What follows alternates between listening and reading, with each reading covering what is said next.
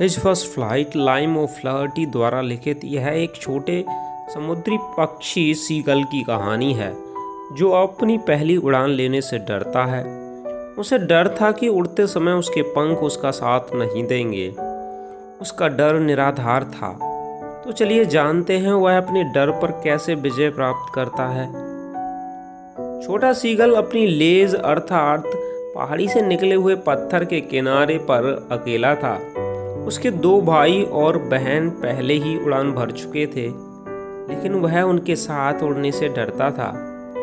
एक बार वह चट्टान के किनारे पर दौड़ लगाकर आया और अपने पंख फड़फड़ाने का प्रयत्न करने लगा, लेकिन जब उसने विशाल समुद्र का फैलाव और नीचे का रास्ता देखा तो वह डर गया और तुरंत वापस दौड़कर अपनी लेज में चला गया।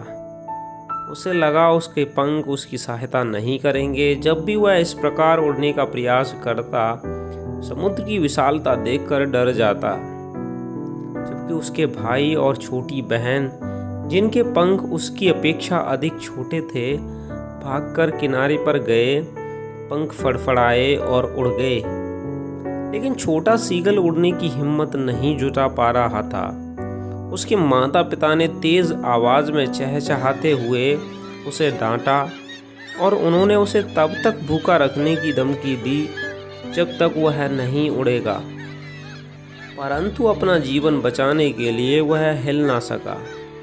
उसके माता पिता ने उसे 24 घंटे के लिए अकेला और भूखा छोड़ दिया और सामने वाली पहाड़ी पर चले गए। उसने पूरे दिन अपने माता पिता और अपने भाई बहनों को साथ उड़ते हुए देखा था। वे उन्हें उड़ने की कला में निपुणता प्राप्त करना, लहरों पर तैरना, मछली पकड़ना और डुबकी लगाना सिखा रहे थे। जब उसने अपने भाई को अपनी प्रथम हैरिंग मछली खाते हुए देखा तो उसके मन में लालच जाग गया। जब उसका भाई एक चट्टान पर खड़ा था तो उसके माता पिता गर्व से कूकते हुए उसके चक्कर लगा रहे थे और दूसरी ओर उस छोटे सीगल की कायरता का मजाक उड़ा रहे थे। अब सूर्य आकाश में ऊपर चढ़ने लगा था। वह चट्टान जिसका मुंह दक्षिण की ओर था, उसे गर्मी महसूस हुई क्योंकि उसने पिछली रात से कुछ नहीं खाया था। वह धीरे से चट्टान के किनारे पर गया और एक टांग पर खड़ा होकर सोने का बहाना किया। फिर भी किसी ने उसकी ओर कोई ध्यान नहीं दिया। वे सभी उसे अनदेखा कर रहे थे। केवल उसकी माँ उसकी ओर देख रही थी। वह एक पठार पर खड़ी थी तथा एक मछली को काट रही थी और अपनी चोंच को चट्टान पर रगड़कर साफ कर रही थी। भोजन के उस दृश्य ने उसे पागल ही बना दिया था।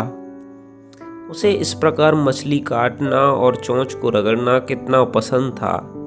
वह चिल्लाया तथा उसने अपनी माँ से भोजन के लिए प्रार्थना की। वह उस पर चिल्लाई, फिर भी वह उसे दुख से पुकारता रहा। उसकी माँ ने मछली का एक टुकड़ा उठाया और उसकी ओर उड़ी। वह खुशी से चीखा। वह उत्सुकता से आगे की ओर झुका और अपने पैरों से चट्टान को पीटा। जैसे ही वह उसके अधिक समीप पहुंची, अचानक से रुक गई। उसके पंख गतिहीन थे। नन्हा सीगल भूख से पागल हो गया था और चीख के साथ आगे बढ़ा। मछली का टुकड़ा लगभग उसकी पहुंच में था। ऊंची चीख के साथ वह आगे बढ़ा और अंतरिक्ष में नीचे की ओर गिरा।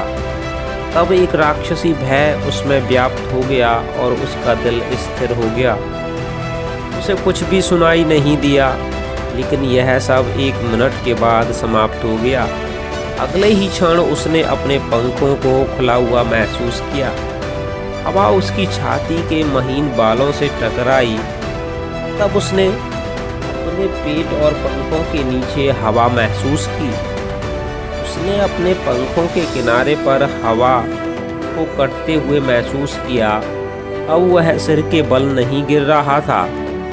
वह धीरे धीरे नीचे की ओर उड़ रहा था।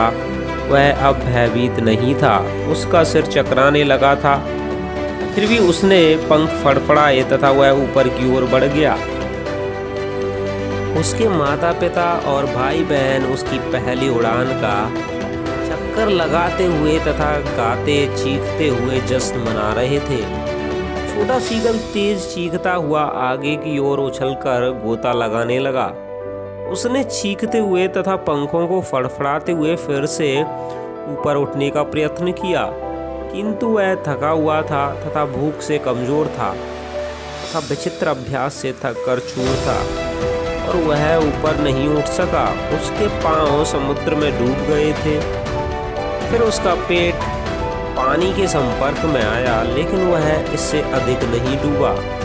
वह उस पर तैर रहा था और उसके चारों ओर उसका परिवार चीख रहा था। वे सभी उसकी प्रशंसा कर रहे थे और वह मछली का शिकार कर रहा था। उसने अपनी पहली उड़ान भर ली थी।